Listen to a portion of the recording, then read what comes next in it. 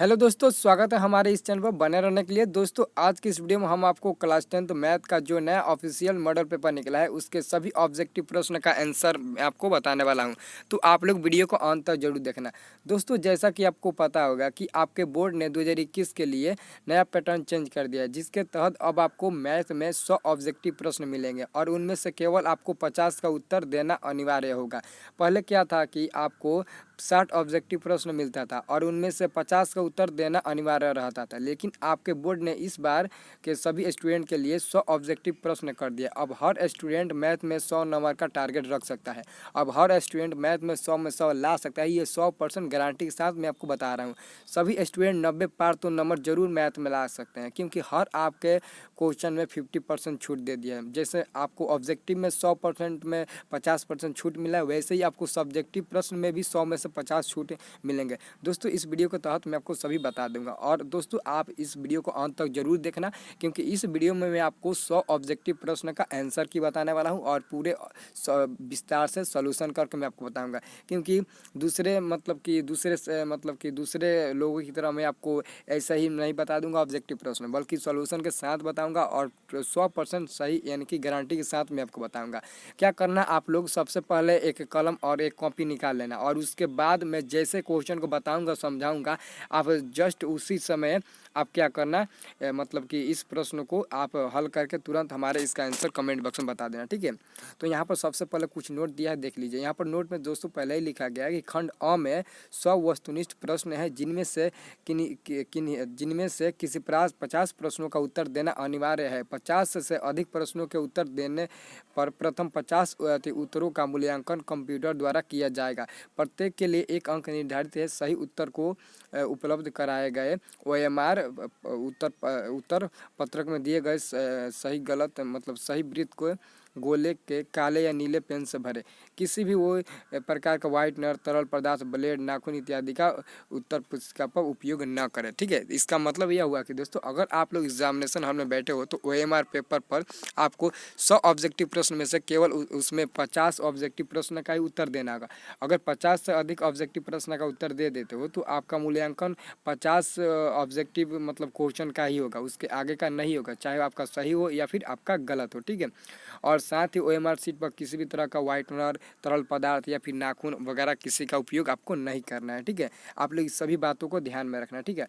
और मैं आपको बात बता दूं दोस्तों कि इस वीडियो को अगर पूरा देखते हो तो मात्र मैं इस वीडियो के लिए 200 लाइक मांग रहा हूँ, ठीक है। आप लोग मात्र 200 ही लाइक इस वीडियो को दे देना, ठीक है। क्योंकि इस वीडियो में आपको देखिए पूरे क्वेश्चन को पूरा सोल्यूशन के साथ मैं आपको बताऊंगा, ठीक है।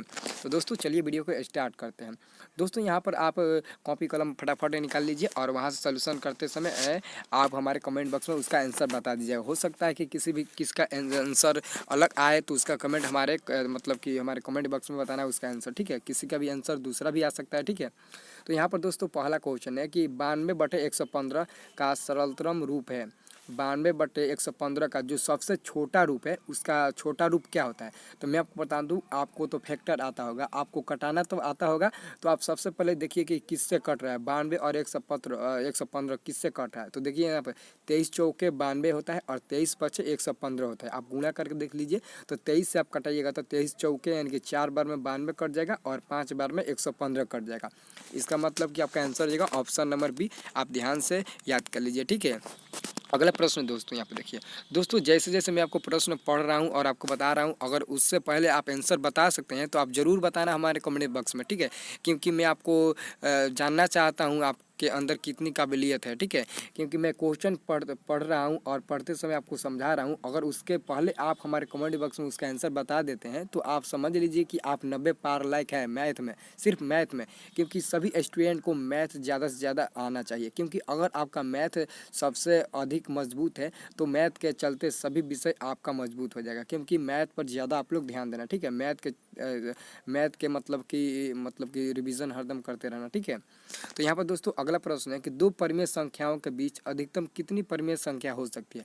तो दोस्तों आप लोगों को 9th या 8th क्लास में पढ़ाया गया होगा कि दो परिमेय संख्याओं के बीच कितनी परिमेय संख्या निकल सकती है, तो अनंत निकल सकती है। ये आप लोग 9th क्लास में पढ़े होंगे। तो इसका यहाँ पर इसका आंसर आ जाएगा ऑप्शन नंबर डी। हालांकि ये आपके 10th क्लास के एनसीईआरटी बुक में है, ठीक है, याद रखना। आपका आंसर आ जाएगा ऑप्शन नंबर डी, ठीक है। अगला प्रश्न यहाँ पर 3 नंबर दोस्तों देखिए। दोस्तों यहाँ पर अगला प्रश्न 3 नंबर है, जो कि आपके एनसीईआरटी फर्स्ट बुक का ही है, वास्तविक संख्या। आपका फर्स्ट चैप्टर से ही ये क्वेश्चन पूछा गया कि निम्नलिखित में किसका दशमलव प्रसार शांत है। तो दशमलव प्रसार शांत के लिए क्या होता है, जो उसका हर होता है, तो हर यानी कि हर नीचे वाला होता है और ऊपर वाला अंश होता है। जो बटा का नीचे रहता है उसको हर कहते हैं। हर का पावर हमको 2 और 5 के रूप में चाहिए, सिर्फ 2 और 5 के रूप में चाहिए। जो हर का पावर होता है वो 2 के और 5 के पावर के रूप में कुछ भी चाहिए हमको, 2 और 5 के रूप में। देखिए तो इन ऑप्शन में से कौन सा एक ऐसा ऑप्शन है जो 2 और 3 के 5 के रूप में आ रहा है सिर्फ हर में। तो यहाँ पर आपका आंसर जाएगा ऑप्शन नंबर डी, क्योंकि 2 और 5 के रूप में जो 1600 दिया है उसका 2 और 5 के रूप में पावर आ जाएगा। तो यहाँ पर इसका आंसर हो जाएगा ऑप्शन नंबर सी, ठीक है, याद रखना। अगला क्वेश्चन यहाँ पर दोस्तों है, अगला क्वेश्चन बहुपद D Y square plus B Y plus A के शून्यकों का गुणनफल होगा। दोस्तों यहाँ पर पहले तो एक्स रह कर दिया रहता था, लेकिन अब वहाँ पर वाई डाल दिया। तो इसके कोई मतलब नहीं है कि क्वेश्चन क्या दिया है, 2 की जगह पर 3 भी दे देगा तो हम बना लेंगे, क्योंकि हम इंटेलिजेंट बॉय हैं, हम लोग पहले से जानते हैं इसका आंसर क्या होगा। तो सबसे पहले यहाँ पर देखिए सी का काम एक कर रहा है और ए का काम डी कर रहा है। यहाँ पर सी का काम ए कर रहा है, ए का काम डी कर रहा है, यहाँ पर उल्टा कर दिया। तो हम लोग जानते हैं कि गुणनफल अल्फा इंटू बीटा होता है, अल्फा इंटू बीटा गुणनफल होता है। तो अल्फा इंटू बीटा बराबर क्या होता है, फार्मूला से सी बाई ए होता है। लेकिन यहाँ पर सी का मान ए दिया है और ए का मान डी दिया है, तो ए बाई डी हो जाएगा ऑप्शन नंबर डी। क्या हो जाएगा, ऑप्शन नंबर डी हो जाएगा। आप लोग याद रखना, ठीक है आंसर। अगला प्रश्न यहाँ पर देखिए दोस्तों, ये अगला प्रश्न जो 5 नंबर है, ये प्रश्न आपके एनसीईआरटी बुक में नहीं है, ये आपके एनसीईआरटी बुक से अलग क्वेश्चन पूछा गया, लेकिन इसका आंसर बहुत ही सिंपल है, कोई भी दे सकता है। इसका आंसर क्या होगा दोस्तों, यहाँ पर सबसे पहले क्वेश्चन पढ़िए दोस्तों। इसका आंसर आप हमारे कमेंट बॉक्स में फटाफट बताइए, तो आपके लिए मैं आपको 5 सेकंड का टाइम दे रहा हूँ दोस्तों। यहाँ पर क्वेश्चन है कि √18 का परिमेयकरण गुणांक है, √18 का परिमेयकरण गुणांक है। दोस्तों यहाँ पर इसका आंसर आपको देना सिंपल ही है। अगर कोई कहता है कि मान लीजिए 1/√2 दे दिया, 1/√2, और आपसे बोलेगा कि इसका परिमेयकरण कीजिए, तो आप इसका परिमेयकरण √2 से ही न करिएगा। तो वही क्वेश्चन यहाँ पर भी पूछ रहा है कि √18 का परिमेयकरण गुणांक क्या होगा। तो √18 का परिमेयकरण गुणांक √18 ही हो जाएगा, क्योंकि हम √18 से ही गुणा करेंगे, परिमेयकरण करेंगे। तो √18 का परिमेयकरण गुणांक भी √18 होगा, क्योंकि √18 तो पहले से दिया है और इसका हम गुणा करेंगे परिमेयकरण यानी कि करेंगे √18 से, तो √18 का गुणांक हमारा क्या मिल जाएगा, √18 ही मिलेगा। इसलिए हमारा आंसर ऑप्शन नंबर डी हो जाएगा। दोस्तों मैं आपको जैसे बता रहा हूँ वैसे कोई भी नहीं बता सकता, क्योंकि मैं आपको तो एक तो समझा के बता रहा हूँ और दूसरी तरफ से मैं आपको सही सही आंसर बता रहा हूँ, ठीक है। आप लोग इस चैनल पर बने रहना इसलिए, ठीक है। आप लोग चैनल को अभी भी सब्सक्राइब नहीं किए हो तो दोस्तों फटाफट चैनल को सब्सक्राइब कर दो और वीडियो को लाइक कर दो, ठीक है। अगला क्वेश्चन है दोस्तों कि सबसे छोटी अभाज्य संख्या है। तो सबसे छोटी अभाज्य संख्या क्या है दोस्तों, तो सबसे जो छोटी अभाज्य संख्या होती है वो 2 होती है। आपका आंसर हो जाएगा ऑप्शन नंबर बी, ठीक है, याद रखना। अगला क्वेश्चन देखिए दोस्तों, यहाँ पर अगला क्वेश्चन है कि यदि a बराबर BQ प्लस R, जहाँ a और b धनात्मक पूर्णांक हो, तो यदि a बराबर BQ प्लस R, जहाँ a और b धनात्मक पूर्णांक हो, तो इनमें से कौन किसके बराबर है। r बड़ा होगा b से, या फिर r छोटा होगा 0 से, या फिर r छोटा होगा b से। तो मैं आपको बता दूँ जहाँ a है वो a सबसे बड़ा होता है और b क्या होता है, उससे छोटा होता है, और सबसे छोटा क्या होता है, तो मतलब आर होता है। सबसे छोटा इसमें से क्या होता है, आर। आर से बड़ा क्यू होता है, क्यू से बड़ा बी होता है, और बी से बड़ा क्या होता है, तो यहाँ पर ए होता है। तो यहाँ पर देखिए ऑप्शन नंबर सी जो है वो मैच कर रहा है, क्योंकि आर का मान कभी भी छोटा होता है बी से, क्योंकि बी बड़ा होता है आर से। तो यहाँ पर इसका आंसर आएगा ऑप्शन नंबर सी। इस क्वेश्चन का आंसर आप लोग जब HCF इक्वली विभाजन प्रमेय का प्रयोग कर सब निकालते होंगे तो वहाँ पर इसका आंसर आपको फाइनली मिल जाएगा, क्योंकि फर्स्ट चैप्टर से आपके बोर्ड में उसमें से 2 नंबर का क्वेश्चन पूछता है और यहाँ पर 1 नंबर का पूछ दिया, ठीक है। तो आपको पता चल जाएगा आपका ये क्वेश्चन किस चैप्टर कहाँ से पूछ रहा है, मैं आपको सभी बता दूंगा, ठीक है। आपको यकीन नहीं हो रहा है तो आप लोग बुक निकाल कर सामने देख लें, ठीक है, यहाँ पर अगला प्रश्न है कि निम्नलिखित में कौन परिमेय संख्या है। निम्नलिखित में कौन परिमेय संख्या है। तो यहाँ पर देखिए आपका ऑप्शन नंबर जो डी है वहाँ पर ऊपर भी रूट है और नीचे भी रूट 5 है, तो रूट 5 कट जाएगा और बचेगा आपका मात्र 6। तो 6 क्या हो जाएगा, एक अपरिमेय संख्या नहीं होगा बल्कि परिमेय संख्या होगा। तो आपका आंसर हो जाएगा ऑप्शन नंबर सी 6, क्योंकि 6 एक परिमेय संख्या होता है, बाकी सब क्या है रूट में है। तो रूट में जो भी होता है वो क्या होता है, अपरिमेय संख्या होता है। ठीक है, अगला क्वेश्चन 9 नंबर देखिए दोस्तों। यहाँ पर दोस्तों देखिए इस क्वेश्चन का सस्पिशन मतलब कि इस क्वेश्चन को बनाने में भी सस्पिशन होगा और आंसर में भी देना सस्पिशन हो जाएगा, क्योंकि यह क्वेश्चन कह रहा है कि द्विघात बहुपद x² प्लस 12x प्लस 35 के शून्यक है। अगर दोस्तों यहाँ पर द्विघात बहुपद कर दिया तो द्विघात बहुपद के तहत आप लोग निकालोगे तो क्या मिलेगा, एक धनात्मक मिलेगा तो एक ऋणात्मक मिलेगा। क्योंकि अगर द्विघात बहुपद के सूत्र से बनाते हो तो द्विघात बहुपद का सूत्र क्या होता है, -b/a होता है। अल्फा प्लस बीटा बराबर एक शून्यक हो जाएगा अल्फा प्लस बीटा बराबर, और एक शून्यक हो जाएगा अल्फा इंटू बीटा बराबर। ठीक है, तो अल्फा प्लस बीटा बराबर -b/a होता है, तो -b यानी कि 12/a हो जाएगा। तो यानी कि -12 एक आ गया और एक c/a यानी कि 35 आ गया। तो एक तो प्लस आ गया और एक माइनस आ गया। तो आप किसके अनुसार आंसर दोगे दोस्तों, इसका आंसर आप हमारे कमेंट में बताना कि किसके तहत आप इसका आंसर देगा।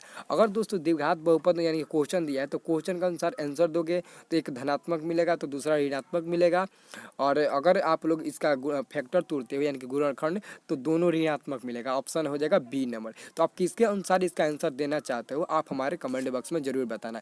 दोस्तों ऐसा नहीं है कि मैं आपको इसका आंसर सही नहीं बता रहा हूँ, बल्कि इसका आंसर तो मतलब कि दोनों हो जाएगा, क्योंकि अगर आप द्विघात बहुपद यानी क्वेश्चन का अनुसार बनाओगे तो आंसर डी मिलेगा, और आप मतलब कि फैक्टर का अनुसार बनाओगे तो इसका आंसर मिलेगा बी नंबर। आप देखिए किसके अनुसार बना रहे हो। ठीक है, आप हमारे कमेंट बॉक्स में जरा फटाफट तो बताइए। तो अगला क्वेश्चन देखिए यहाँ पर दोस्तों अगला क्वेश्चन है कि निम्नलिखित में कौन अपरिमेय संख्या है। तो निम्नलिखित में कौन अपरिमेय संख्या है दोस्तों, ऑप्शन नंबर ए में देखिए √121 का वर्गमूल क्या होता है, 11 होता है। तो 11 एक परिमेय संख्या है। और यहाँ पर ऑप्शन नंबर बी में 196 का भी वर्गमूल 14 होता है। 289 का भी वर्गमूल क्या होता है, 17 होता है, लेकिन 27 का वर्गमूल नहीं होता है। तो यहाँ पर इसका अपरिमेय संख्या ऑप्शन नंबर सी हो जाएगा, आंसर सी नंबर। ठीक है, याद रखना। अगला प्रश्न यहाँ पर दोस्तों 11 नंबर है।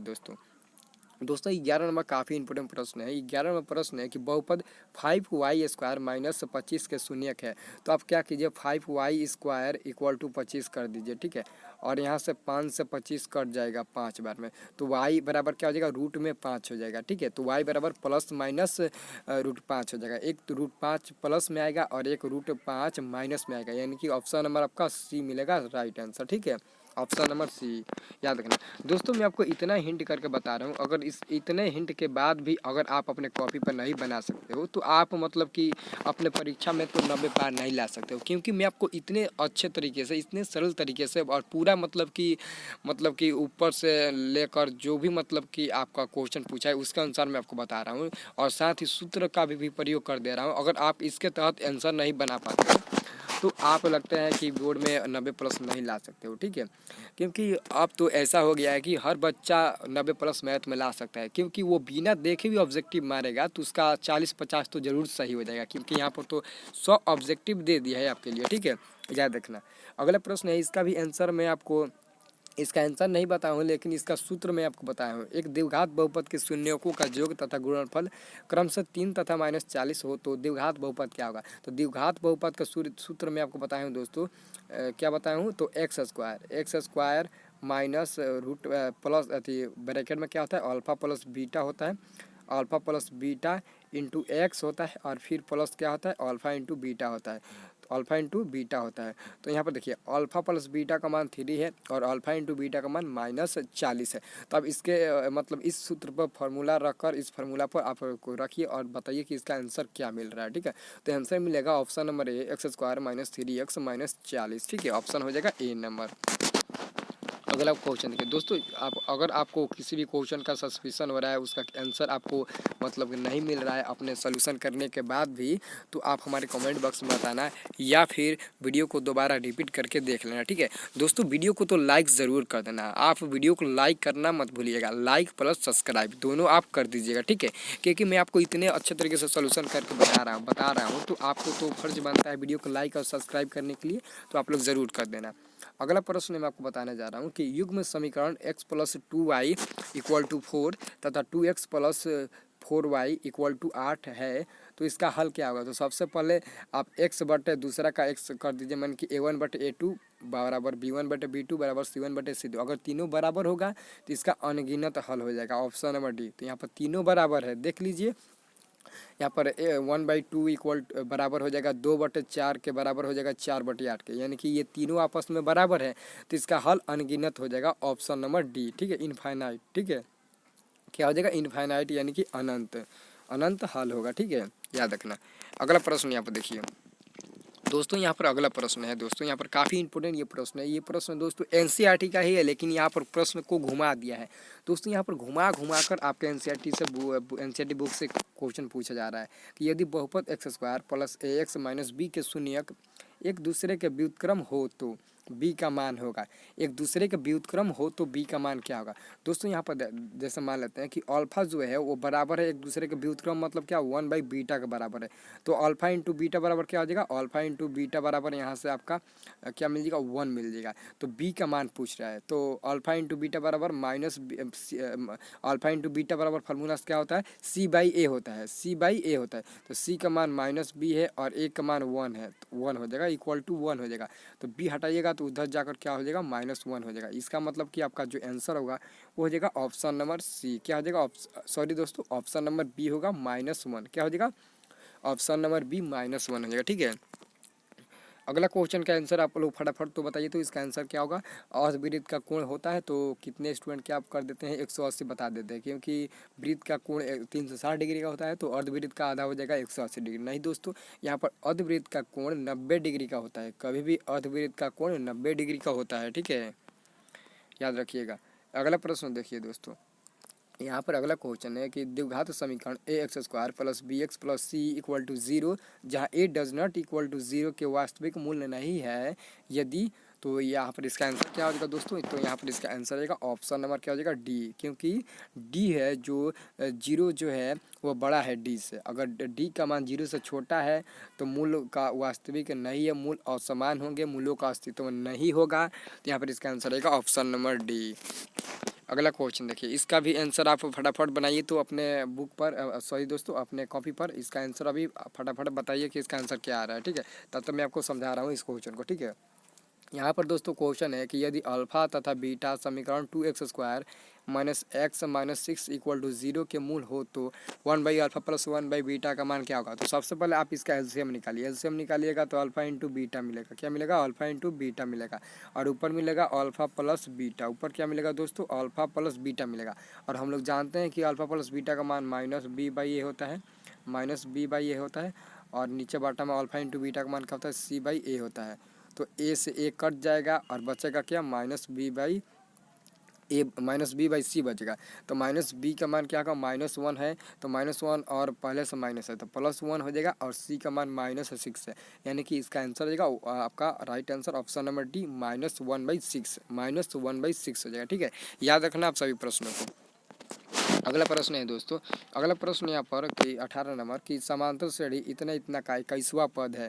तो समांतर श्रेणी का इतना में 21वां पद क्या हो जाएगा। तो मैं आपको बताया था कि आपको जब भी कोई भी पद निकालने को कहे तो आप क्या करना है, सबसे पहले 21वां पद कहे तो उससे एक पद घटाकर a प्लस 20d कर देना, a प्लस 20d कर देना। तो यहाँ पर a का मान -3 हो जाएगा और d का मान क्या हो जाएगा, 4 में से -3 घटाइएगा तो 7 मिलेगा, यानी कि a का मान -3 मिलेगा और प्लस 20 गुणे डी का मान 7 मिल जाएगा। तो 20 से 7 140 हो जाएगा, 140 में 3 घटाइए तो 137 आपका आंसर मिल जाएगा, ऑप्शन नंबर डी। ठीक है, याद रखना।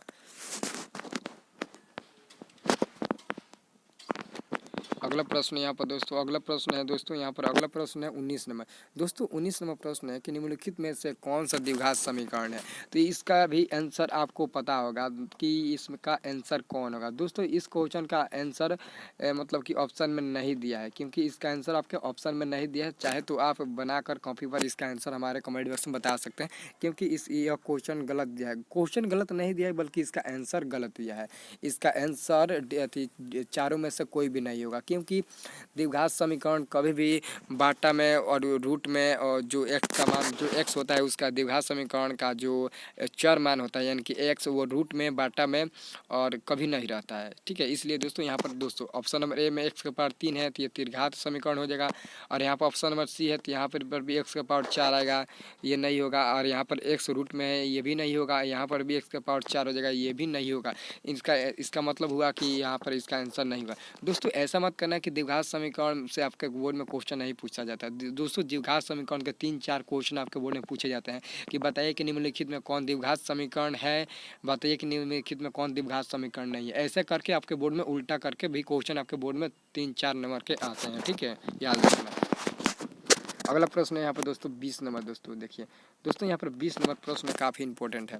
दोस्तों यहाँ पर 20 नंबर प्रश्न देखिए 20 नंबर प्रश्न है कि समांतर श्रेणी 80, 76, 72, 68 का कौन सा पद शून्य है। तो सबसे पहले शून्य है कि एन का फार्मूला क्या होता है, एनवा पद का ए प्लस क्या होता है, ए एन बराबर A plus N minus 1 into D होता है, एन माइनस 1 इंटू डी होता है। तो ए एन का मान क्या था, ए एन इक्वल टू होता है। तो ए एन का मान 0 दे दिया है और ए का मान 80 हो जाएगा और एन का मान निकालना है और डी का मान क्या हो जाएगा -4 हो जाएगा। 76 में से 80 घटेगा तो -4 मिलेगा। और वैसे करके आप बनाइएगा तो इसका आंसर मिलेगा ऑप्शन नंबर बी 21वां पद। ऑप्शन नंबर क्या मिलेगा, बी नंबर। ठीक है, याद रखना। अब अगले प्रश्न पर ध्यान दीजिए दोस्तों 20 नंबर क्वेश्चन को आप एक बार फिर से समझिए। यहाँ पर कौन सा पद मतलब कि कह रहा है कि 0 है। तो सबसे पहले आपका एन का मान क्या हो जाएगा, 0 हो जाएगा। ठीक है, और ए का मान क्या हो जाएगा, ए का मान 80 हो जाएगा। और डी का मान क्या हो जाएगा, डी का मान आपका 76 में से 80 घटे तो -4 मिलेगा। और एन का मान आपको निकालना है, एन का मान क्या होगा निकालना है। और आप लोग जानते हैं कि एनवा पद का फार्मूला क्या होता है, एन बराबर क्या होता है, A plus N minus 1 into D होता है। तो आप उस फार्मूला पर रहकर इसका मान निकाल लीजिएगा। आप इतना तो कर सकते हैं, मुझे विश्वास है, हमको विश्वास है दोस्तों आप कर सकते हैं। ठीक है, अगला प्रश्न 21 नंबर दोस्तों देखिए दोस्तों यहाँ पर 21 नंबर प्रश्न है कि यदि समांतर श्रेणी का सामान्य पद 6 - 4n है तो इसका सार्वअंतर होगा। तो इसका सार्वअंतर क्या होगा। तो दोस्तों इसका सार्वअंतर क्या होगा, सबसे पहले आप मानेंगे n बराबर 1 2 3 4 ऐसे रखिएगा। तो n के जगह पर तो आपका मान क्या मिलेगा, ऐसे करके मिलेगा। सबसे पहले 2 मिलेगा, उसके बाद से -2 मिलेगा, उसके बाद से माइनस क्या मिलेगा, -8 मिलेगा, ऐसे -6 मिलेगा। ऐसे करके आपका जो AP मिलेगा और उसमें से आपको D का मान निकालना है। तो D का मान निकालने के लिए दूसरा में से पहला घटा देंगे तो -2 में से -2 में से 2 घटाएंगे तो -4 मिलेगा। Option number C. ठीक है, याद रखना। अगला प्रश्न यहाँ पर दोस्तों 22 नंबर। दोस्तों यहाँ पर 22 नंबर क्वेश्चन आपसे पूछा जा रहा है। दोस्तों ध्यान से देखिएगा 22 नंबर क्वेश्चन। ठीक है, 22 नंबर दोस्तों यहाँ पर क्वेश्चन आपसे पूछा जा रहा है कि बताइए कि यहाँ पर 22 नंबर क्वेश्चन आप दोस्तों यहाँ पर देखिए 22 नंबर दोस्तों यहाँ पर प्रश्न है कि निम्नलिखित में कौन समांतर श्रेणी है। तो समांतर श्रेणी पहचानने के लिए दोस्तों आप लोगों को एक फार्मूला मैं बताया हूँ। ठीक है, मैं बताया हूँ। ठीक है, आपको कि समांतर श्रेणी कैसे पहचानिएगा। तो दूसरा में से पहला घटाइए, तीसरा में से दूसरा घटाइए, चौथा में से तीसरा घटाइए और देखिए किसका मान कितने आ रहा है। अगर तीनों का मान आपस में बराबर आएगा तो समांतर श्रेणी होगा। तो यहाँ पर इसका आंसर हो जाएगा ऑप्शन नंबर डी। क्या हो जाएगा दोस्तों, ऑप्शन नंबर डी हो जाएगा। दोस्तों यहाँ पर थोड़ा सा आपको मतलब कि टाइम देना होगा। यहाँ पर देखिए दोस्तों थोड़ा सा नेटवर्क का प्रॉब्लम जो है वो काफ़ी यहाँ पर नेटवर्क का प्रॉब्लम चल रहा है। ठीक है, तो दोस्तों यहाँ पर 22 का आंसर हो जाएगा ऑप्शन नंबर सी। अगला क्वेश्चन दोस्तों यहाँ इस क्वेश्चन को तो आप अपने ज़ुबान पर हमेशा के लिए रखिएगा क्योंकि मूल बिंदु का नियामक कितना होता है। मूल बिंदु का नियामक कभी कभी नियामक जगह पर निर्देशांक दे देता है। ठीक है, तो निर्देशांक और नियामक दोनों एक ही होता है। क्योंकि मैं आपको इसलिए बता रहा हूँ कि कितने स्टूडेंट इसमें भी मतलब कि फंस जाते हैं कि वहाँ पर तो हम याद किए थे कि मूल बिंदु का निर्देशांक 0,0 होता है, लेकिन यहाँ पर तो कह दिया कि मूल बिंदु का नियामक। तो नियामक ये क्या होता है।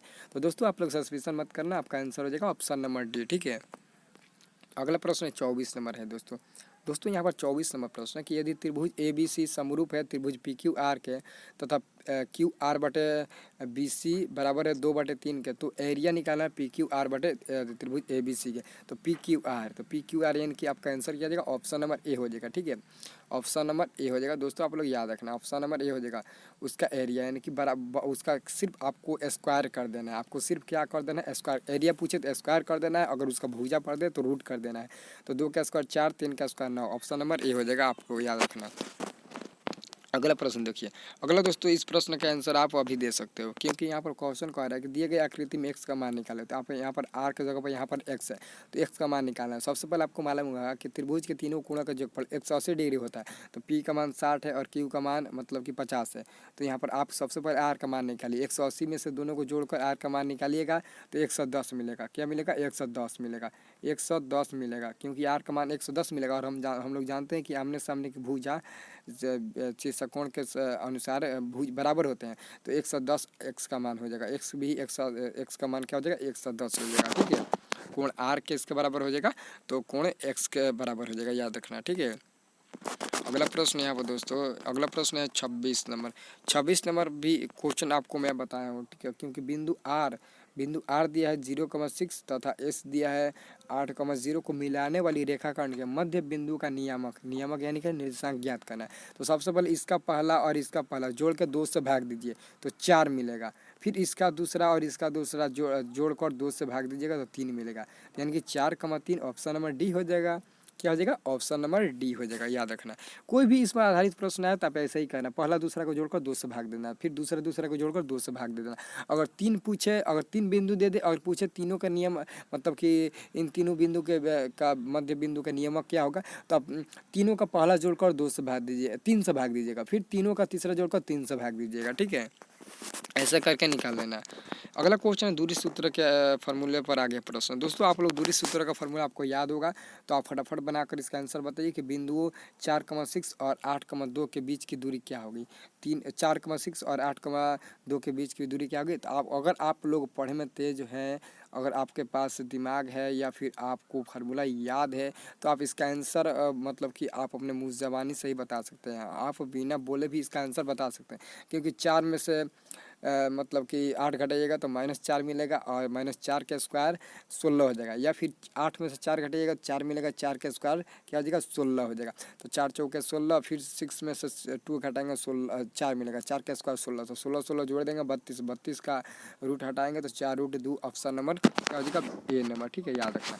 इसका तो फॉर्मूला आपको याद होगा, आप मतलब कि अपने कॉपी बना सकते हैं। इसका भी आंसर मैं आपको तो सोल्यूशन करके नहीं बता सकता, क्योंकि यह तो सिंपल है, इसका आंसर आप लोगों को पता होगा। ठीक है दोस्तों, यहाँ पर 28 नंबर प्रश्न देखिए। दोस्तों यहाँ पर 28 नंबर प्रश्न है कि sine square 60 degree plus cos square 60 degree का मान क्या होगा। तो सबसे पहले स्क्वायर दिया है, तो साइन 60 का मान क्या होता है? √3/2 होता है। √3/2 होता है, तो √3/2 का स्क्वायर करेंगे तो 3/4 मिलेगा। फिर plus cos square 60 degree, cos 60 का मान 1/2 होता है और 1/2 का स्क्वायर करेंगे तो 1/4 मिलेगा। और दोनों को बार बार के जोड़ बनाएंगे तो यहाँ पर फिर हमारा फाइनली आंसर मिल जाएगा 1, ऑप्शन नंबर सी। ठीक है, याद रखना। अगला क्वेश्चन है दोस्तों, यहाँ पर अगला क्वेश्चन है कि यदि रैखिक समीकरण का युग्म संगत हो तो रेखाएं होगी। अगर रैखिक समीकरण का युग्म संगत होता है तो उसका जो रेखाएं होगी वो हमेशा प्रतिच्छेदी होती है। क्या होती है? प्रतिच्छेदी हमेशा होती है, ऑप्शन नंबर सी हो जाएगा। अगला प्रश्न यहाँ पर दोस्तों, 30 नंबर प्रश्न है कि बिंदु -6, -5/2 किस पाद में स्थित है। तो यहाँ पर अंक क्या है इसको नहीं देखना है, बल्कि हमको चिन्ह क्या है, हमारे लिए चिन्ह क्या दिया है वो हमारे लिए मायने रखता है। तो यहाँ पर चिन्ह है माइनस, तो माइनस किस घर में होता है? तो तीसरा घर में होता है, यानी कि तृतीय पाद हो जाएगा, ऑप्शन नंबर सी। ठीक है, याद रखना। अगला प्रश्न है दोस्तों, यहाँ पर है अगला प्रश्न है कि त्रिभुज PQR में भुजा QR को बिंदु S तक इस प्रकार बढ़ाया गया है कि कोण PRS बराबर 120 डिग्री और कोण QPR बराबर 30 डिग्री। तो PQR का मान क्या होगा? दोस्तों यहाँ पर इसका मान सिंपली इसका आंसर हो जाएगा option number B number 57 degree, क्योंकि इसका आंसर आप जैसे फिगर बनाइएगा वैसे ही तुरंत इसका आंसर मिल जाएगा, क्योंकि त्रिभुज के तीनों कोण का जगह 180 डिग्री होता है और उसके तहत आप बनाएगा तो इसका आंसर बहुत ही मतलब जल्दी और फटाक से मिल जाएगा। आप तुरंत बनाकर देखिए। ठीक है, अगला क्वेश्चन है 32 नंबर दोस्तों यहाँ पर 32 नंबर क्वेश्चन देखिए। 32 नंबर क्वेश्चन है कि यदि किसी त्रिभुज के कोण का समद्विभाजक विपरीत भुजा के समद्विभाजित करता है तो त्रिभुज होगा। तो यहाँ पर कौन सा त्रिभुज होगा दोस्तों? आप फटाफट बताइए तो हमको। तो यहाँ पर इसका आंसर क्या हो जाएगा? ऑप्शन नंबर ए हो जाएगा, समद्विबाहु त्रिभुज। क्या हो जाएगा? ऑप्शन नंबर ए हो जाएगा, समद्विबाहु त्रिभुज। ऑप्शन नंबर ए हो जाएगा। ठीक है, याद रखना। अगला प्रश्न यहाँ पर दोस्तों 33 प्रश्न आपको मैं बताने वाला हूँ। दोस्तों यहाँ पर 33 नंबर प्रश्न है कि त्रिभुज ABC में DE समांतर BC सी तथा ए डी बटे डी बी बराबर 2/3, तो ए बटे ई सी का मान क्या होगा, क्योंकि वहाँ पर तो दोनों बराबर ही होगा। ऐसा करके इसका फिगर बनेगा, ए बी ये हो जाएगा ए और ये बी हो जाएगा, ये सी हो जाएगा और यहाँ पर डी हो जाएगा और ई हो जाएगा। डी समांतर बी सी के है, तो ए डी बटे डी बी जितना है उतना ही ए ई बटे ई सी हो जाएगा। तो इसका भी मान हो जाएगा 2/3, ऑप्शन नंबर बी नंबर। जितना ये होगा उतना ही ये भी होगा, क्योंकि दोनों समांतर ना है, तो जितना ये होगा उतना भी ये होगा और उतना ही ये भी होगा। ठीक है, याद रखना। अगला प्रश्न आपको 34 नंबर बताएंगे हम दोस्तों यहाँ पर 34 नंबर प्रश्न। दोस्तों ये प्रश्न आपके बोर्ड में इस बार तो लगता है 100% आएगा। इसका आंसर आप लोग रट्टा मार लीजिए कि इसका आंसर क्या होगा। ठीक है, इसको आप अपने ज़ुबान पर रख लीजिए, इसका आंसर क्या होगा। इसका आंसर हो जाएगा ऑप्शन नंबर डी। कैसे होगा मैं आपको बता रहा हूँ। यदि त्रिभुज ए बी सी तथा त्रिभुज डी ई एफ में ए डी बटे डी बराबर बी सी बटे एफ डी, तो ये समरूप होंगे। कब समरूप होंगे, जब कोण ए बराबर होगा कोण डी के। कब होगा, तो जब कोण ए बराबर होगा कोण डी के। समरूप त्रिभुज किसे कहते हैं आप लोगों को पता होगा। ठीक है, याद रखना। अगला प्रश्न यहाँ पर 35 नंबर है दोस्तों यहाँ पर 35 नंबर प्रश्न है कि दी गई आकृति में पी क्यू ओ केंद्र वाले वृत्त की स्पर्श रेखा है। पी और क्यू वृत्त मतलब कि ओ केंद्र वाले वृत्त की स्पर्श रेखा है। यदि ओ क्यू बराबर 3 सेंटीमीटर, पी क्यू बराबर 4 सेंटीमीटर, तो ओ पी बराबर क्या होगा। तो इसका भी फार्मूला आप लोग मतलब कि समकोण त्रिभुज यानी कि आप लोगों का फार्मूला याद होगा। पाइथागोरस प्रमेय का प्रयोग करके यहाँ पर 90 डिग्री बनाया, तो पाइथागोरस का प्रमेय करके आप लोग बनाइएगा, तो यहाँ पर इसका आंसर मिलेगा 5, ऑप्शन नंबर सी मिल जाएगा। ठीक है, याद रखना। अगला प्रश्न यहाँ पर दोस्तों है, अगला प्रश्न है 36 नंबर। ये भी आपके गुरु सूत्र पर आधारित प्रश्न है कि एक्स अक्ष से बिंदु पी 8,12 की दूरी है, तो एक्स अक्ष से निकालना है। तो एक्स अक्ष से बिंदु का नियम आपको सबसे पहले क्या करना होगा कि आप 8 का स्क्वायर करिए, 12 का स्क्वायर करिए, दोनों को रूट में स्क्वायर करके जोड़ दीजिएगा, तो आपका आंसर मिलेगा ऑप्शन नंबर डी मिल जाएगा। 8 का स्क्वायर 64, 12 का स्क्वायर 144, 144 और 64 जोड़िएगा तो 208 मिल जाएगा, ऑप्शन नंबर डी। ठीक है, अगला प्रश्न यहाँ पर दोस्तों है। अगला प्रश्न देखिए, अगला प्रश्न है कि वृत्त के किसी बिंदु पर खींची गई स्पर्श रेखा उस बिंदु से जाने वाली त्रिज्या के बीच का कोण होता है। तो दोस्तों यहाँ पर इसका आंसर जो होगा वो दोस्तों देखिए, सबसे पहले मैं आपको बता दूं कि इसका आंसर आपको कैसे बनाना है। ठीक है, और इस सवाल को कैसे बनाना है। तो यहाँ पर तो इसका आंसर हो जाएगा ऑप्शन नंबर क्या हो जाएगा, ऑप्शन नंबर सी हो जाएगा। कैसे ऑप्शन नंबर सी होगा मैं आपको बताऊँ। यहाँ पर कह रहा है वृत्त के किसी बाह्य बिंदु पर यहाँ पर वृत्त है और या किसी बाह्य बिंदु से खींची गई स्पर्श रेखा उस बिंदु से जाने वाली त्रिज्या, यहाँ पर ऐसा करके ये ऐसा फिगर बना, जाने वाली ऐसा फिगर त्रिज्या के बीच का कोण होगा। ये त्रिज्या गया है और इसके बीच का कोण आपको ज्ञात करना है। तो इसका आपका निकलेगा 45 का 45, तो 45 दोनों को जोड़ेगा तो 90 मिलेगा, ऑप्शन नंबर सी मिलेगा। ठीक है, ऑप्शन नंबर सी मिलेगा, याद रखना। अगला प्रश्न है यहाँ पर दोस्तों 38 नंबर। दोस्तों यहाँ पर 38 नंबर प्रश्न है। यहाँ पर 38 नंबर की दी गई आकृति टी पी तथा टी क्यू दो स्पर्श रेखा है। ये दोनों क्या है, स्पर्श रेखा है, और स्पर्श रेखा की लंबाई आपस में बराबर होती है, तो सबको मालूम होगा। ठीक है, वो केंद्र वाले वृत्त पर इस प्रकार कोण पी टी क्यू यानी कि कोण पी टी क्यू यानी कि ये पूरा दिया है 50, पूरा 50 दिया है, तो इसका हाफ क्या हो जाएगा 25 हो जाएगा। तो पी ओ क्यू पूछ रहा है, पी ओ क्यू का मान पूछ रहा है, यानी कि इसका मान हमको निकालना है। तो इसका मान कैसे निकालिएगा, तो सबसे पहले आधा करके यहाँ पर मान निकालिएगा। तो आपको सबसे पहले मैं आपको सिंपली आंसर बता रहा हूँ। ठीक है, कि ये पूरा का आंसर कितना दिया, 50 दिया। पूरा का आंसर कितना दिया, 50, क्योंकि कोण टी का मान 50 दिया है और यहाँ पर 90 डिग्री बन रहा है, यहाँ पर भी 90 डिग्री। और हम लोग जानते हैं कि चतुर्भुज के चारों कोणों का जोगफल 360 डिग्री होता है। तो यहाँ पर तो पी टी ओ क्यू एक चतुर्भुज बन रहा है, तो चारों कोणों का जोगफल जोड़कर आप देखिए तो वो का मान निकल जा रहा है। 50 और 90 जोड़िएगा, 90 180 और 180 में आप 50 जोड़िए तो 200 कितना मिलेगा। आप 180 में 50 जोड़िएगा तो आपको मिलेगा 180 में 50 जोड़िए तो 23 230 मिलेगा। क्या मिलेगा, 230। ठीक है, और 230 से 360 में घटाइएगा तो कितना मिलेगा, आप फटाफट बताइए। देखो तो यहाँ पर कितना मिलेगा, तो 130 मिलेगा। तो यहाँ पर इसका आंसर हो जाएगा ऑप्शन नंबर ए नंबर 130। ठीक है, मतलब कि ऐसे सब क्वेश्चन को सलूशन करना आसान होता है। ठीक है, दोस्तों मैं आपको अगला जो क्वेश्चन बता रहा हूँ इसका इसका आंसर अभी तक ले कोई नहीं बताया है।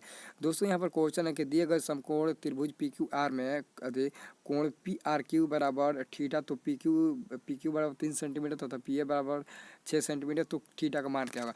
दोस्तों मैं आपको 100% चैलेंज के साथ बता रहा हूँ कि मैं यूट्यूब खोल कर देखा तो इसका आंसर अभी तक कोई यूट्यूबर नहीं बताया, क्योंकि सभी यूट्यूबर मतलब कि मॉडल पेपर का ऑब्जेक्टिव का आंसर बताते हैं, कोई बिना देखे ऐसे ही बता देता है, कोई आंसर से छाप कर बता देता है, तो कोई किसी का आंसर भी नहीं बता पाता है और इसका आंसर ऐसे ही बता देता है।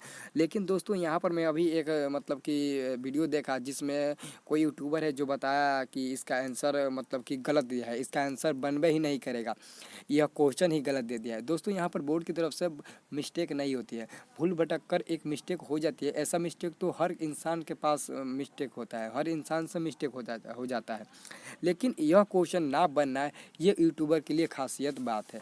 अगर इसका आंसर आप लोगों को नहीं पता हो तो आप यूट्यूब पर वीडियो डालना बंद कर दीजिए, ठीक है। तो यहाँ पर दोस्तों देखिए, यहाँ पर सबसे पहले एक मतलब कि समकोण त्रिभुज बनाना है। तो समकोण त्रिभुज ऐसे करके बनाया जाता है, तो समकोण त्रिभुज हम ऐसे बना देंगे, ये पी हो जाएगा और ये क्या हो जाएगा, क्यू हो जाएगा और ये आर हो जाएगा, ठीक है। तो यहाँ पर सबसे पहले क्यू, तो क्यू यहाँ पर ये है, क्यू है तो क्यू पर तो 90 डिग्री रहेगा, क्योंकि यहाँ पर 90 डिग्री सीधा बनता है। और यहाँ पर आर का मान क्या है, थीटा है, आर का मान क्या आ जाएगा, थीटा, और इसका मान 3 दिया है और इसका मान 6 दिया है, ठीक है। और हमको थीटा का मान निकालना है। तो सबसे पहले आपका एच का मान पी का मान दिया है और आप बी का मान निकालिए, तो बी का मान निकालिएगा तो 3√3 मिलेगा, किससे, आप पाइथागोरस प्रमेय से आप निकालिएगा, तो 3√3 मिलेगा। तो आपको थीटा का मान निकालना है, तो सबसे पहले आप tan थीटा का प्रयोग कीजिए।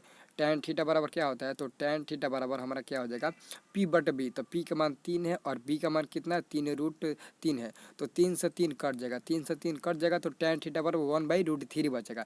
tan थीटा बराबर क्या बचेगा दोस्तों, तो tan थीटा बराबर हमारा 1/√3 बचेगा। और 1/√3 tan कितना का मान होता है, तो tan 30 का मान होता है, तो tan कट जाएगा, तो थीटा बराबर क्या मिलेगा, फाइनली मिलेगा 30 डिग्री। तो यही तो आंसर आपका होगा, ऑप्शन नंबर ए 30 डिग्री। और यही आंसर मतलब कि यूट्यूबर नहीं बता पा रहे, वो कह रहे हैं कि इसका आंसर नहीं मालूम है, तो कोई कोई इसका मतलब कि इस क्वेश्चन को ही छोड़ दिया। ऐसे करके मैं आपको बता रहा हूँ कैसे एक यूट्यूबर बता रहा है। यहाँ पर क्वेश्चन नंबर यहाँ पर 38 बता दिया, उसके बाद से यहाँ पर 39 नंबर क्वेश्चन छोड़ दिया और यहाँ पर 40 नंबर क्वेश्चन पे आ गया। दोस्तों ऐसा नहीं होता है, ठीक है। दोस्तों यहाँ पर फिगर में बना दिया दोस्तों, यहाँ पर अभी मैं आपको फिगर बनाया ना दोस्तों, आप मतलब कि पूरा 100% मतलब कि सच बताइएगा वीडियो में। आप वीडियो को इस वीडियो में कमेंट आप करके बताइए हमको कि मैं आपको इतना कर क्वेश्चन बताया, मैं आपको इतना पर क्वेश्चन छोड़ दिया और यहाँ से फिगर बनाना स्टार्ट कर दिया। तो क्या मैं आपको फिगर में देखा कि फिगर कैसे बनाया गया, तो नीचे आपको देखने को मिल रहा है कि यहाँ पर फिगर भी बना दिया, तो मैं आपको वैसे ही फिगर भी बना दिया। तो इसका मतलब यह है कि मैं आपको पूरा मतलब कि सही बता रहा हूँ ना, ठीक है। इसलिए दोस्तों अगर आप लोग हमारे चैनल पर बने रहते हो तो मैं आपको मैथ का तो सोल्यूशन मैं आपको पूरा सही बताऊंगा, क्योंकि अगर आपका मैथ मजबूत रहेगा तो आपको सभी विषयों पर मजबूती दिला देगा, ठीक है। आपका मैथ के साथ साथ सभी विषय मजबूत हो जाएगा, इसलिए आप कभी भी मैथ को ज़्यादा पढ़ना और मैथ बरकरार रखना, ठीक है। आप लोग इस बात को ध्यान से रखना अपने मन में, ठीक है। अगला प्रश्न यहाँ पर दोस्तों 40 नंबर है। 40 नंबर प्रश्न है कि यदि tan थीटा बराबर 3/4 तो cos a का मान क्या होगा। इसका आंसर आप फटाफट बताइए, इसका आंसर क्या होगा। इसका आंसर है ऑप्शन नंबर बी 4/5, क्योंकि इस पर आधारित आपके बोर्ड में तो हर साल क्वेश्चन आता है, ठीक है। इसका तो आंसर निकालने के लिए सभी स्टूडेंट को पता होगा कि कैसे हम उनको निकालते हैं, ठीक है। अगला प्रश्न यहाँ पर दोस्तों है 41 नंबर। दोस्तों 41 नंबर का आंसर आप लोग बिना देखे सोचे और समझे आप एक टिक लगा देना, क्योंकि मैं आपको हर वीडियो में बताया कि कभी भी एक एक करके बाटा में दे टेन और कॉट हो उसका जस्ट उल्टा हो, जस्ट उल्टा, जैसे साइन और कॉसेक दिया हो, सेक और कॉस दिया हो, या फिर कॉट और टेन दिया हो उसका उल्टा दिया हो, तो आप बिना सोचे समझे उसका आंसर एक मार देना। या फिर गुणनफल में भी दिया हो उल्टा तो उसका भी आंसर 1 हो जाएगा, ठीक है, याद रखना आप लोग, ठीक है। यहाँ पर 42 नंबर क्वेश्चन है दोस्तों। यहाँ पर 42 नंबर क्वेश्चन है कि निम्नलिखित में किसका मान सबसे अधिक होता है। तो सबसे पहले आपको मान याद होगा, अगर मान नहीं याद होगा तो दोस्तों आप हमारे चैनल को सब्सक्राइब कर लेना, और सब्सक्राइब करके आप जाकर वहाँ पर एक वीडियो देखना, जिसका मतलब कि लिंक हम अपने डिस्क्रिप्शन में दे देंगे, इस वीडियो के डिस्क्रिप्शन में। वहाँ पर जाइएगा तो आपको मिलेगा मतलब कि कैसे हम लोग मान निकालते हैं, सभी को मान निकालने का तरीका मैं आपको बताया हूँ वहाँ पर, और साथ ही मैं आपको याद करने का भी तरीका बताया हूँ।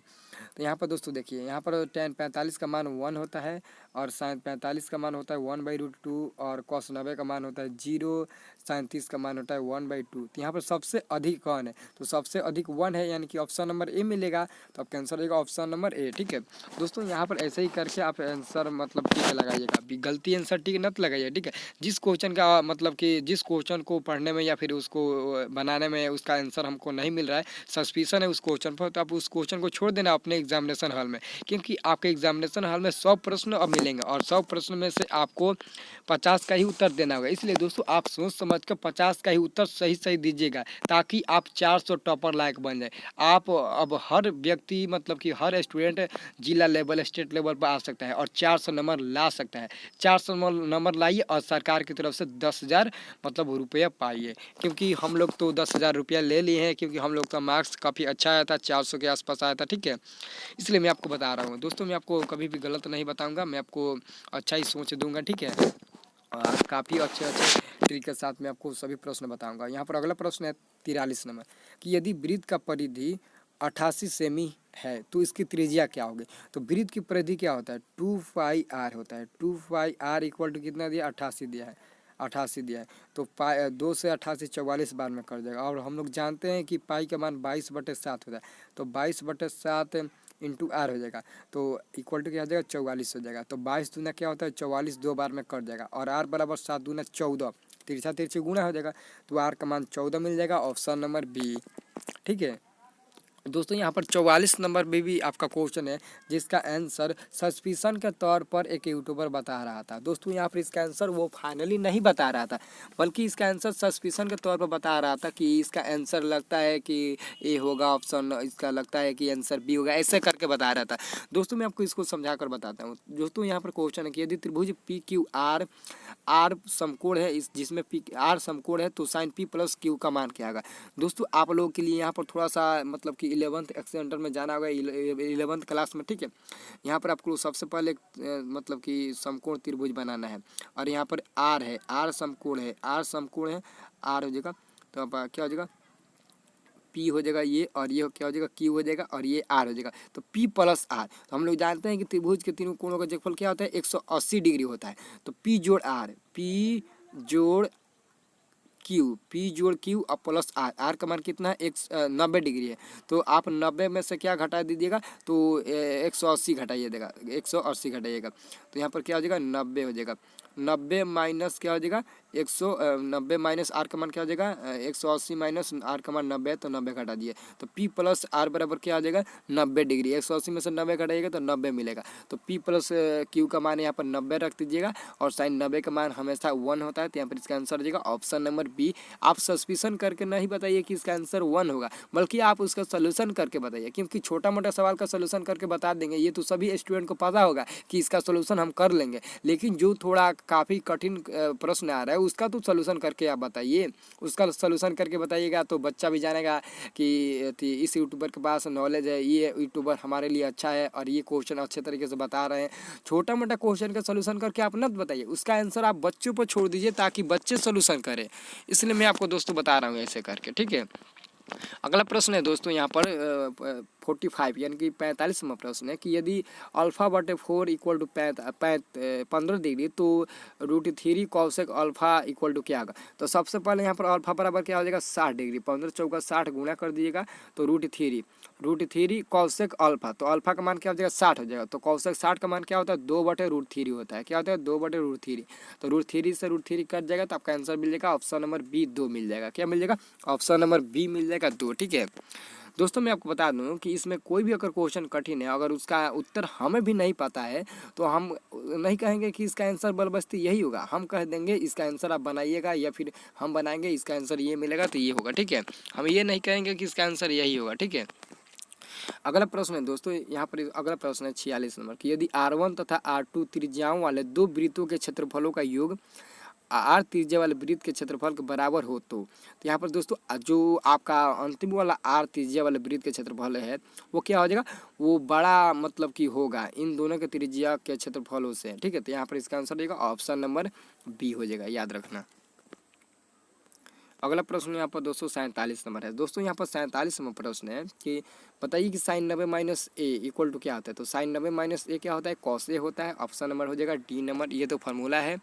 दोस्तों यहाँ पर बिहार बोर्ड की तरफ से ये खबर निकल कर आ रही थी जिसके बारे में आपको जानकारी नहीं दिया कि आपके बोर्ड में एनसीईआरटी से ही प्रश्न पूछे जाएंगे, अलग से कोई प्रश्न नहीं रहेगा, क्योंकि यह बोर्ड ने निर्णय दिया है कि आपके जो भी वस्तुनिष्ठ प्रश्न आएंगे वो सभी एनसीईआरटी बुक से आएंगे। भले ही उसमें क्या होता है कि मतलब कि सूत्र ज़्यादा होता है एनसीईआरटी में, तो सूत्र में से ऑब्जेक्टिव प्रश्न ज़्यादा पूछा जा सकता है, लेकिन आपके एनसीईआरटी बुक से ही क्वेश्चन रहेंगे। ठीक है, अगला क्वेश्चन देखिए। अगला क्वेश्चन ये हाइट एंड डिस्टेंस यानी कि चैप्टर नंबर 9 का है दोस्तों, ये चैप्टर 9 का है दोस्तों। हाइट एंड डिस्टेंस यानी कि ऊंचाई और मापन का ये क्वेश्चन है दोस्तों। इस क्वेश्चन का सलूशन करने में बहुत मज़ा आता है। ऐसे क्वेश्चन को हम सलूशन बहुत ही अच्छे तरीके से करते हैं दोस्तों। सबसे पहले समझिए, एक 15 मीटर लंबी सीढ़ी, सबसे पहले आप समझिए कि लंबी सीढ़ी मतलब कैसी रहती है। सीढ़ी तो कभी भी खड़ नहीं रहती है दीवार पर। यहाँ पर कह रहा है कि एक 15 मीटर लंबी सीढ़ी एक ऊर्ध्वाधर दीवार के शीर्ष तक पहुँचती है। एक मतलब कि यह दीवार हो गया, यह एक दीवार हो गया। ठीक है, और दीवार से सीढ़ी कभी भी तिरछा ही रहती है, तिरछा ही सीढ़ी रहती है, तभी तो हम लोग चढ़ते हैं। ठीक है, और ये कह रहा है कि यदि सीढ़ी दीवार के साथ 60 डिग्री का कोण बनाती है, यह जो दीवार है यानी कि धरती है, दीवार यहाँ पर ये 60 डिग्री का कोण बना रही है। कितने डिग्री का, 60 डिग्री का। तो दीवार की ऊंचाई क्या होगा। तो सबसे पहले सीढ़ी का लंबाई 15 मीटर है, तो इसकी ऊंचाई यह निकालना है। तो ये किसका काम कर रहा है, एच का मान, ये काम कर रहा है पी का मान। तो साइन यानी कि साइन 60 का प्रयोग करके आप निकालिए, तो इसका आंसर मिल जाएगा आपको 15/2। 15/2 का आधा कीजिएगा तो ऑप्शन मिल जाएगा बी नंबर। मैं आपको फिगर बना दिया, तो आप साइन का प्रयोग कीजिए। साइन 60 डिग्री इक्वल टू क्या आ जाएगा, P/H होता है। तो P का मान क्या है, तो P का मान H निकालना है, और H का मान 15 दे दिया है, 15। ठीक है, और साइन 60 का मान क्या होता है, तो साइन 60 का मान क्या होता है, 1/2 होता है। क्या होता है, 1/2 होता है। 1/2 इक्वल टू साइन 60 का मान दोस्तों यहाँ पर √3/2 होता है। क्या होता है दोस्तों, यहाँ पर √3/2 होता है दोस्तों। यहाँ पर सॉरी थोड़ा मिस्टेक हो गया, तो यहाँ पर साइंस √3/2 हो जाएगा, √3/2 हो जाएगा। तो यहाँ पर इसका फैक्टर तोड़िएगा तो क्या मिलेगा, आप फैक्टर तोड़ कर देखिए, H/15 हो जाएगा, H/15। ठीक है, तो यहाँ पर इसका आंसर मिल जाएगा ऑप्शन नंबर बी नंबर। ठीक है, आप उसका फैक्टर तोड़िए, मतलब सॉरी दोस्तों फैक्टर नहीं, उसको आप मतलब कटाइए और फिर परमेकरण कीजिए। परमेकरण करके आप उसका आंसर हमारा मिलेगा आपको आंसर ऑप्शन नंबर 7.5। ठीक है, क्योंकि आपका सीढ़ी ऐसे है, ऐसे सीढ़ी है और ऐसे एक दीवार है, और दीवार के साथ 60 डिग्री का कोण बना रही है, और 15 मीटर लंबी सीढ़ी है, 15 मीटर लंबी सीढ़ी है।